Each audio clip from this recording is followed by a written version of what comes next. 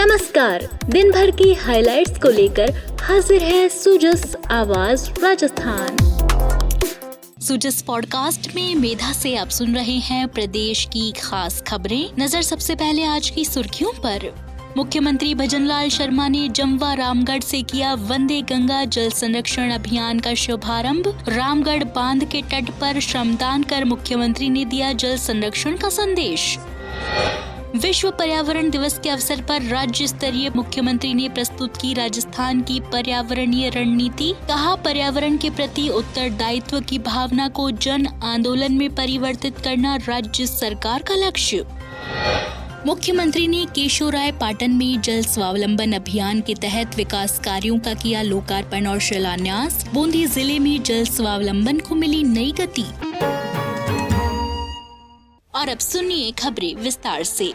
मुख्यमंत्री भजनलाल शर्मा ने आज वंदे गंगा जल संरक्षण जन अभियान और श्रमदान कार्यक्रम का शुभारंभ किया, जो 20 जून तक चलेगा। ये अभियान गंगा दशहरा और विश्व पर्यावरण दिवस के अवसर पर शुरू किया गया, जिसका उद्देश्य जल संरक्षण और सांस्कृतिक जागरूकता को बढ़ावा देना है। मुख्यमंत्री ने जयपुर के जमवा रामगढ़ स्थित रामगढ़ बांध के पास गोपालगढ़ गाँव में श्रमदान करके अभियान की शुरुआत की। कार्यक्रम में मुख्यमंत्री ने कहा कि जल संरक्षण हमारी सांस्कृतिक और सामाजिक जिम्मेदारी है। वंदे गंगा केवल एक अभियान नहीं बल्कि एक जन आंदोलन है। जब तक अंतिम व्यक्ति तक जल की महत्ता नहीं पहुंचेगी, तब तक विकास अधूरा है। उन्होंने इस अवसर पर जल संचयन और संरक्षण के कार्यों के लिए पत्रिका समूह का आभार जताया। उन्होंने कहा कि राज्य सरकार हर बूंद की बचत, हर हाथ की भागीदारी के मंत्र पर काम कर रही है। यदि हम सब मिलकर प्रयास करें तो राजस्थान को जल आत्मनिर्भर राज्य बनाया जा सकता है। मुख्यमंत्री ने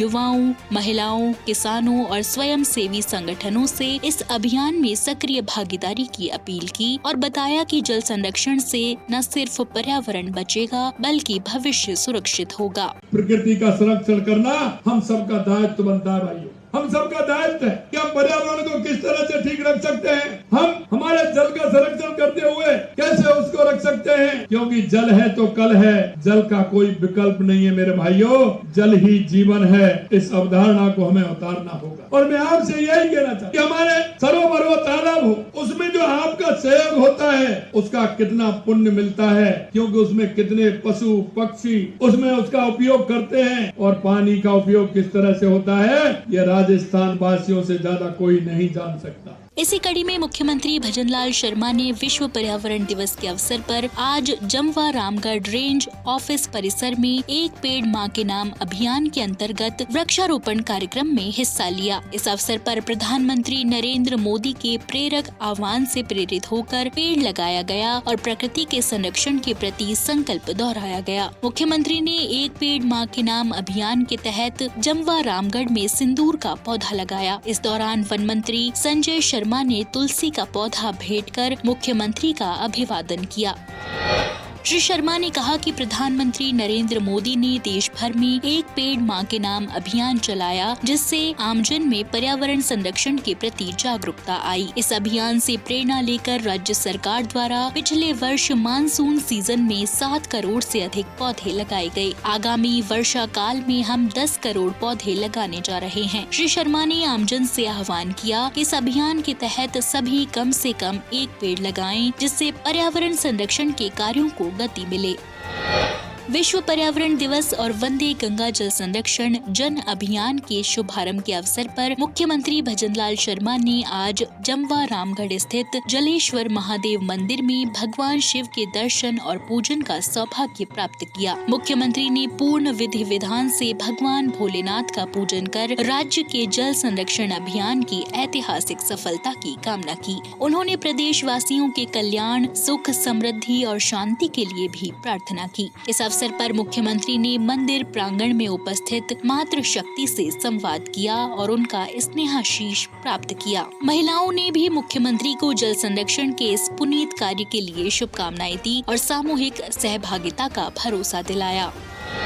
वहीं पर्यावरण दिवस के अवसर पर जयपुर स्थित राजस्थान इंटरनेशनल सेंटर में एक राज्य स्तरीय पर्यावरण कार्यशाला का आयोजन किया गया। इस अवसर पर मुख्यमंत्री भजनलाल शर्मा ने राजस्थान की भावी पर्यावरणीय रणनीतियाँ प्रस्तुत करते हुए राज्य को हरित, स्वच्छ और सतत विकास की दिशा में अग्रसर करने की व्यापक रूपरेखा साझा की। मुख्यमंत्री भजनलाल शर्मा ने जल संरक्षण, पर्यावरणीय संतुलन और सतत विकास के उद्देश्य से विभिन्न जन कल्याणकारी योजनाओं का शुभारंभ किया। कार्यक्रम में ई वेस्ट संग्रहण वाहनों को हरी झंडी दिखाकर रवाना किया। इस अवसर पर आयोजित विशेष प्रदर्शनी का भी मुख्यमंत्री ने अवलोकन कर पर्यावरण संरक्षण के क्षेत्र में किए जा रहे नवाचारों के लिए सभी का उत्साहवर्धन किया। कार्यशाला में पर्यावरण विदों, जल विशेषज्ञों, वन विभाग के वरिष्ठ अधिकारियों, शिक्षाविदों, स्वयं सेवी संगठनों और नीति निर्माताओं ने भाग लिया। कार्यशाला के दौरान विभिन्न विशेषज्ञों ने स्थानीय जलवायु अनुकूल, कचरा प्रबंधन, बायोडायवर्सिटी संरक्षण और शहरी हरियाली जैसे मुद्दों पर विचार साझा किए।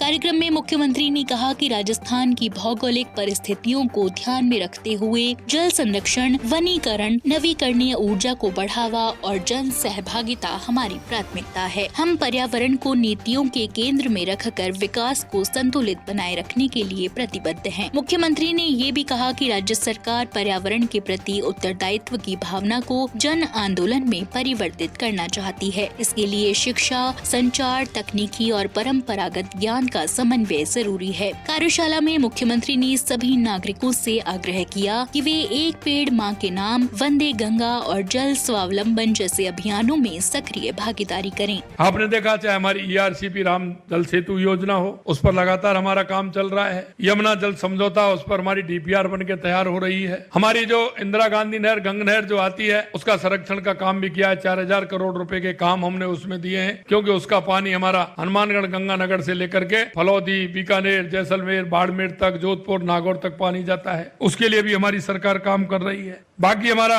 चाहे हमारी देवास स्कीम हो, सोम कमला में स्कीम हो, हमारा माई डैम से पानी आना हो, चाहे ब्राह्मणी नदी पर डैम बना करके उसका पानी बनास में डालना हो, ये सारे काम हमारी राजस्थान की सरकार ने 1.5 साल में अपने हाथ में लिए हैं। और निश्चित रूप से वो देश के यशस्वी प्रधानमंत्री नरेंद्र मोदी जी के नेतृत्व में यह जल संरक्षण का कार्य राजस्थान में आगे बढ़ रहा है। मैं इतना ही कहूंगा कि पर्यावरण संरक्षण, जलवायु परिवर्तन के दुष्प्रभावों को रोकना आज की सबसे बड़ी चुनौती है। मुख्यमंत्री भजनलाल शर्मा ने आज बूंदी जिले के केशोरायपाटन में आयोजित कार्यक्रम में जल स्वावलंबन अभियान के तहत अनेक विकास कार्यों का लोकार्पण और शिलान्यास किया। ये आयोजन प्रदेश के जल संरक्षण और ग्रामीण विकास को नई गति देने की दिशा में एक महत्वपूर्ण पड़ाव साबित होगा। मुख्यमंत्री ने इस अवसर पर कहा कि जल ही जीवन है और जल की हर बूंद का संरक्षण हमारा साझा कर्तव्य है। जल स्वावलंबन अभियान केवल योजना नहीं, यह गाँव-गाँव की आत्मनिर्भरता का आधार है। कार्यक्रम में मुख्यमंत्री ने ग्रामीणों, जनप्रतिनिधियों और अधिकारियों को संबोधित करते हुए जन भागीदारी से जल आंदोलन को मजबूत करने का आह्वान किया। उन्होंने कहा कि सरकार का उद्देश्य है कि हर गांव जल आत्मनिर्भर बने और वर्षा जल का अधिकतम संचयन हो। वंदे गंगा जल संरक्षण जन अभियान, इस अभियान में जन जन को जोड़ते हुए हमारे तालाब, हमारी पोखर, हमारे सरोवर, हमारे डैम, हमारे बांध, उन पानी को हम कैसे सजो सकते हैं। मित्रों, उस पानी को रोक करके सजोने का काम करेंगे, उसको जमीन में डालने का काम करेंगे, जिससे हमारा वाटर लेवल भी बढ़ेगा, हमारे जन जन को पानी भी मिलेगा, और पानी मिलेगा तो राजस्थान हमारा खुशहाल होगा, खुशहाल होगा।